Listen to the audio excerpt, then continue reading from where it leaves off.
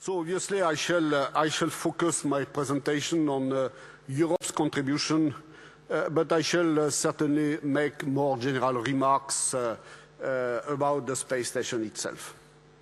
So as you can see, this is an interesting picture because it's not anymore the configuration of the space station today, because the ATV that you can see at the bottom of this picture is not there anymore, is back to Earth since this afternoon.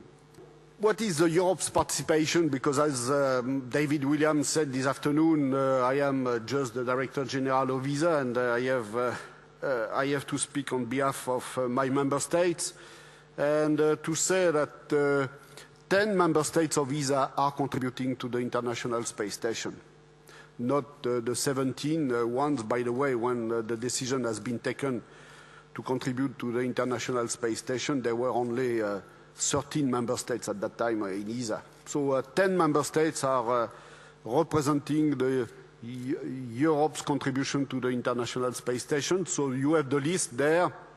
Obviously, among these member states, clearly the biggest contributor is Germany, and I must say that Germany has been always the leader of that Europe's participation to the International Space Station, and it's never very easy to be a leader. And I must say that we owe to Germany the fact that Europe has been a very reliable partner to the International Space Station. Italy is the second contributor to the Europe's contribution to the International Space Station, and again Italy is contributing not only through ESA but also through a national program, and I shall come back to that. And then France is also an important contributor. But as usual, the importance of member states as ESA is not measured only through contributions. So this is the 10 member states contributing to the Europe's participation to the International Space Station. And let's say in 10 years with 10 member states, I can tell you that I have lived a lot of change in governments, and meaning that the space station is so important in Europe that the change in government, they have not changed the willingness of these governments to contribute to the International Space Station, which is certainly a good sign for the International Space Station. And as I said, for 10 years we have been a partner on ground, and since February of this year we are a partner in space. You have in this chart the last 10 years, which have started by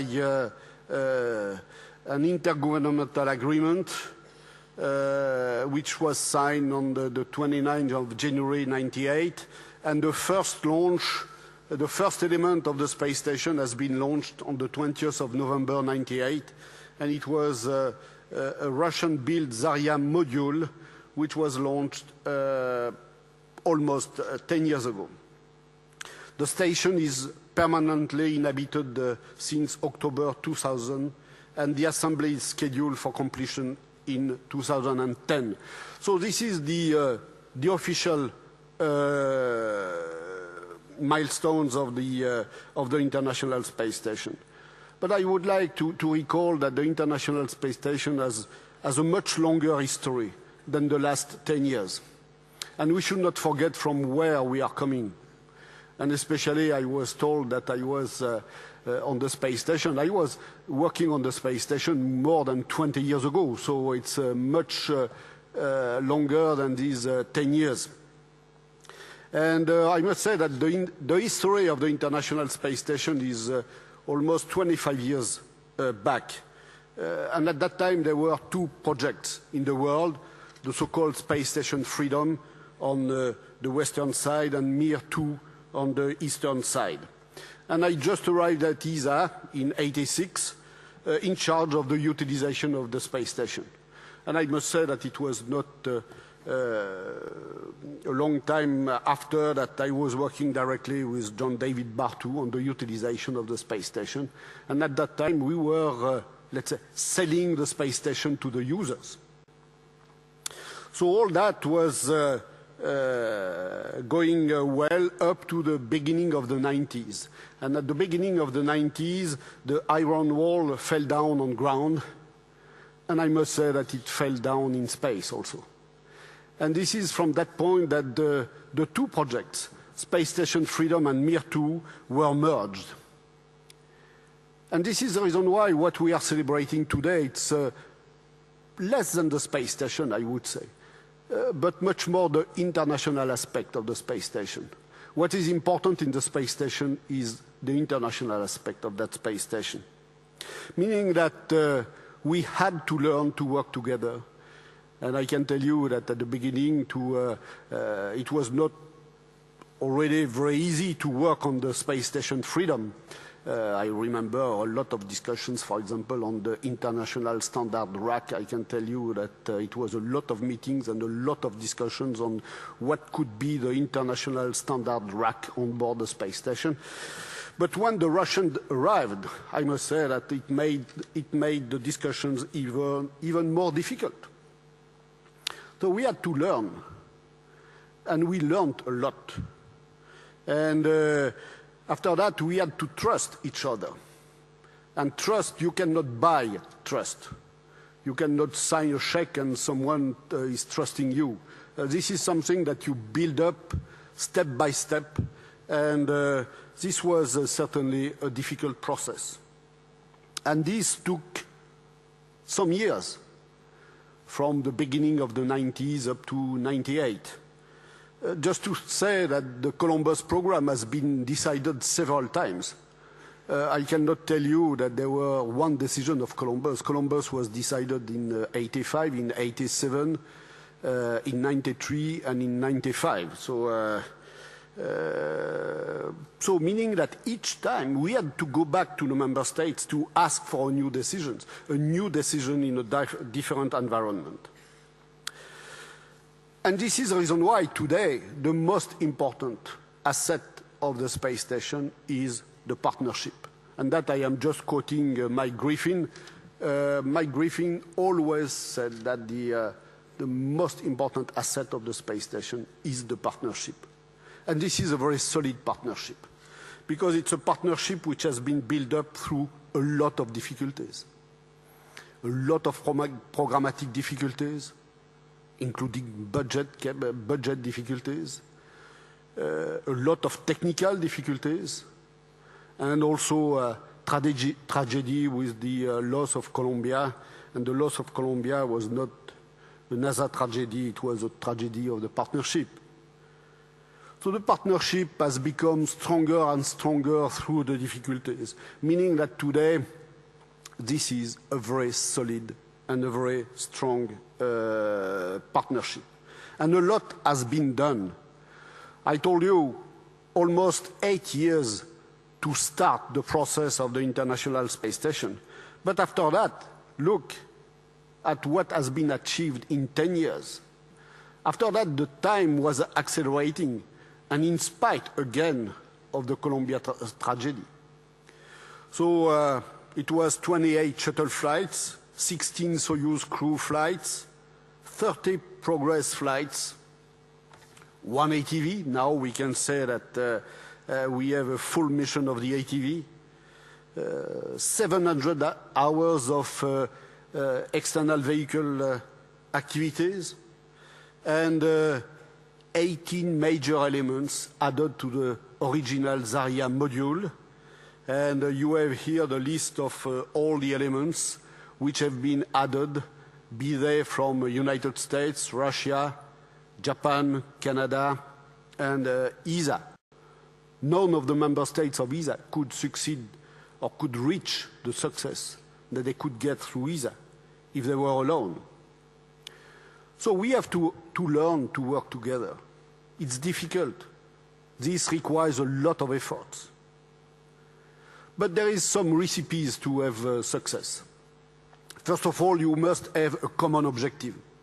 I think that I am a strong believer in the cooperation according to projects.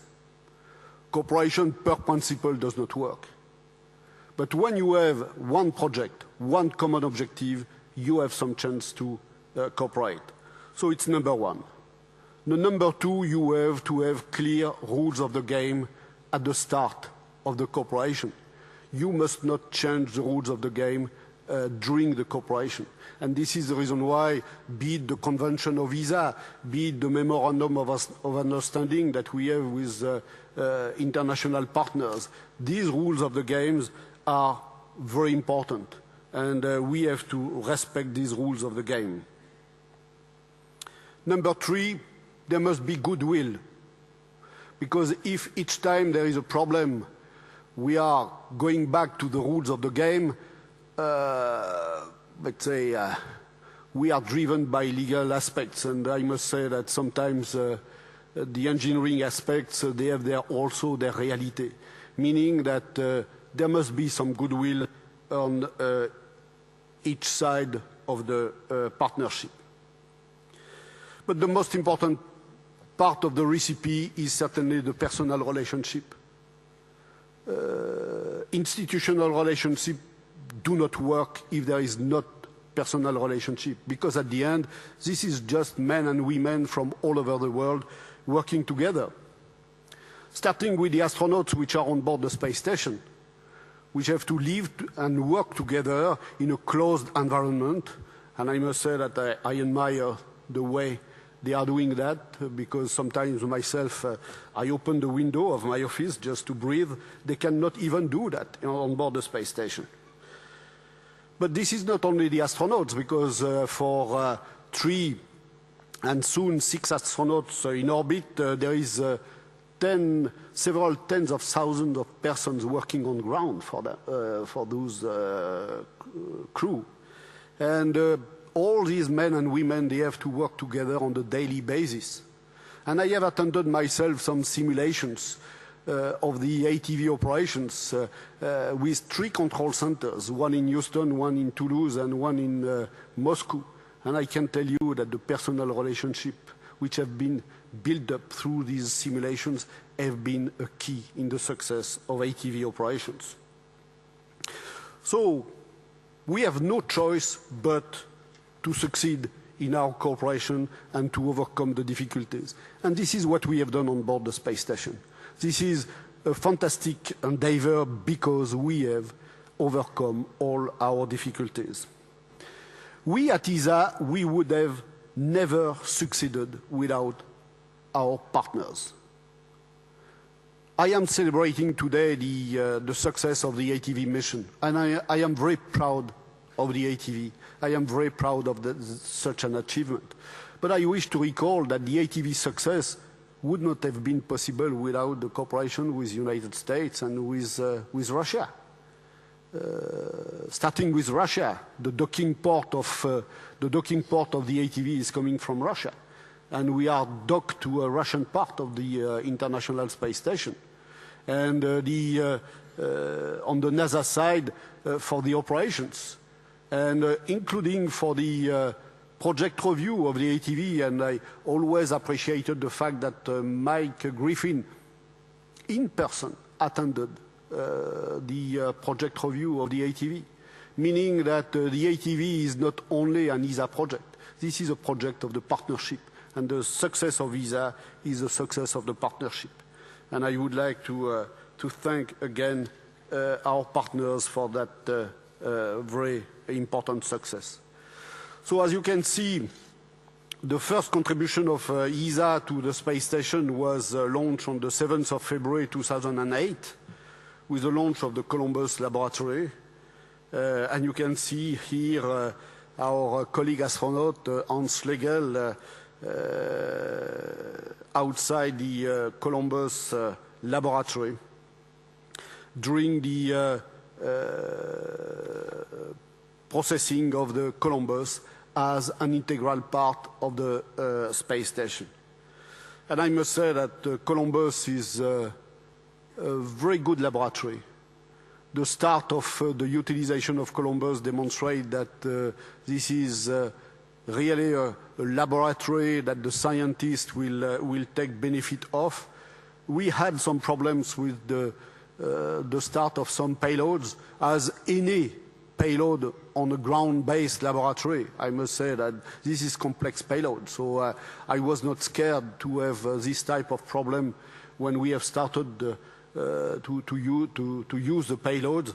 But now the problems are over and the full utilization has started, and I am sure that we shall have a lot of scientific progress coming from Columbus. Just to recall that Columbus is not only our laboratory, it's a laboratory that we are sharing with all partners, and there is as many NASA payload on board Columbus than we have ESA payloads. So this is an integral part of the International Space Station. This is not an ESA part. This is just one of the laboratory of the International Space Station. A good one, by the way. And the second contribution, as I told you, the mission is over since just a couple of hours, is the ATV. And I must say that the first ATV, Jules Verne, has fulfilled all its objectives beautifully. I would say beyond my expectations. I can tell you that the day of the launch on the 9th of March in Kourou, I was a little bit nervous. And the launch was okay, and I was already glad at that time. But we had a lot of successive steps, and I must say that Jules Verne has fulfilled its mission step by step, fulfilling all the objectives. Including the transfer of fuel, on which I was myself a little bit nervous, to the point that I was asking my project team not to take on board the Russian fuel, but okay, they have insisted. I was overruled, and they were right. So transfer of fuel to the space station was very good. The transfer of cargo, the reboost of the space station, the maneuvers that the ATV has done for the space station to have collision avoidance with space debris, all that have worked beautifully. And even I have learned that the astronauts, they were using the ATV as a quiet place, and that they were using the ATV also to take some rest. And I am glad for that. So it's at least I can say that ATV is a fully manned vehicle, because it has been used by some astronauts as their quarter to live in. And the re-entry has been made today. I must say that the two boosts which were necessary for the re-entry were very accurate, very precise. The re-entry was very precise, to the point that one of the two NASA aircraft could take pictures of the re-entry, meaning that we shall have a lot of data on the re-entry of the ATV. And I can say that the ATV, we know that it stayed intact down to 80 kilometers of altitude, meaning that the break of the ATV took place at a very low altitude, meaning that the volume of the debris are limited to a small part of the Pacific Ocean. So now, what shall we do? First of all, we shall use the International Space Station. We have spent so much time, so much difficulties, so much money to build a space station together, that now the priority of the priority is to use the space station. And it would be a big mistake, and even I would be ashamed if we were not putting all efforts to take the best benefit of that International Space Station. And as I said before, this International Space Station is opening new doors to the scientific world. I think that now they have a permanent access to the microgravity world. They have a permanent access to low Earth orbit. And I am convinced that to have a permanent access to such a laboratory will be followed by a lot of scientific progress. But for that we need time. I cannot tell you tomorrow which are the scientific progress that we shall make, but I am deeply convinced that opening that new door to the scientific community will lead to a lot of progress. And so the next rendezvous will be in 10 years from now, and it will not be anymore celebrating the International Space Station. It will be celebrating the scientific result of the International Space Station. And I give you a rendezvous for that because I am convinced that there will be a lot of results, and a lot of results which will be useful for improving the quality of life on Earth. And I think that based on the space station success, we shall start exploring the solar system on a very solid basis. And I think that the International Space Station has brought this new feature, which is the international cooperation for exploration, meaning that the moon now will be the endeavor of all nations which want to join this exploration venture, and starting with a partnership that we have built up through the space station. And this is where I am confident that the exploration will be a successful endeavor. And it's not a question of date. I was asked this afternoon, okay, 2020 for the moon. Okay, if it's 2022, it will not be so different. The most important aspect is that we shall go there together on the moon and Mars. And this is not moon or Mars, this is both. Both are important. And this is just a question of time. And this is the reason why it's time now that I am giving you what I feel are the lessons learned from the International Space Station, because after 10 years of the space station, and as I said, even maybe 20 years, which are the lessons learned? I have 5 lessons learned. First of all, we have to avoid single point failure. Clearly, we have to establish some redundancies for the next international programs.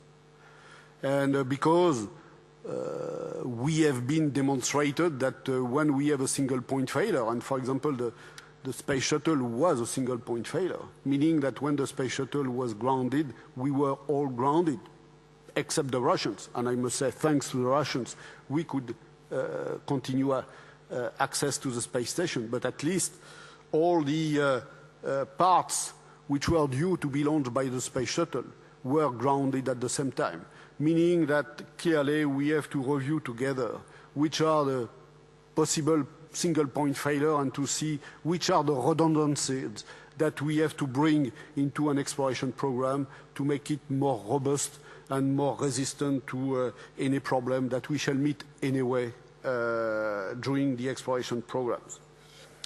The second lesson learned, and I was mentioning that when I was saying that with John David 20 years ago we were selling the space station to users. It was much too long for the users. Let's say the users that we were working with John David 20 years ago, they are retired. Meaning that it was an investment which was certainly interesting, but not directly applicable to the space station. And this is certainly one of the important lessons learned, meaning that for the future, we have to make sure that we shall associate the users much earlier in the development of new facilities. I know that this is not so easy, and there was a lot of discussions among the partners. Shall we first complete the space station and then start the utilization, or shall we start the utilization as early as possible during the assembly sequence? And the answer at that time was, let's do the assembly sequence. But because it was already too long and it was not designed to have the utilization as early as possible in the development. But this is something that I would like to discuss with the partners, is how can we associate the users much earlier in the development of new international programs. The third lessons learned is associating the public also. we have not enough associated the public to the International Space Station. And it's not so easy to associate, to associate all citizens. But today, clearly, it's difficult to explain to the citizens that they are part of the International Space Station. For most of the citizens, it's something for the scientists, something for the engineers, something for the politicians, and not something for them. And this is certainly something that we are missing. It's how can we do better? And especially the exploration program is something that we have to do with the public, with each citizen. They must feel involved in that exploration program. Because if not, I am afraid that it will not be a solid exploration program. And this is my fourth lesson to learn. To associate the public, the best ambassadors are certainly the astronauts. The astronauts are certainly the best ambassadors that we can have vis-à-vis the public. And it's what I said many times when you have introduced me. You said that I tried to be an astronaut, and at the end, since I could not be an astronaut, I just became DG. But this is true. When I am on a podium with an astronaut, nobody cares about the Director General. They are all looking for the astronauts, meaning that just to say that DG is just a backup solution. And this is normal. I am not taking that as something against the Director Generals or the directors. This is normal. And this is very attractive to be an astronaut. And I can give you statistics. At the same time, I have opened 5 posts of directors in ESA, 80 applicants, and 4 positions of astronauts, 8,000 applicants. Meaning that it's 100 times more attractive to be an astronaut than to be a director. But this is what I have told my colleagues who are candidates to become an astronaut. If you are not becoming an astronaut, don't worry, you have a backup solution, you can become Director General. So it's... And the last is it was too long for users, the space station. But it was even much longer for the young generation. And I must say that arriving at ESA in '86 when you were a young engineer and waiting for more than 20 years to see Columbus becoming a reality, it was much too long. And it's not so easy to attract the young talents with programs which are for 20 years from now. But it means that we have to define milestones which are challenging enough in the short term to attract the young generation, because we need the young talents. We need even the best talents, because space will stay forever a very risky business, especially in terms of technical activities. We are taking a lot of risk, and the only way to manage the risk is to have the best talents. And this is certainly the duty of all the directors of the world.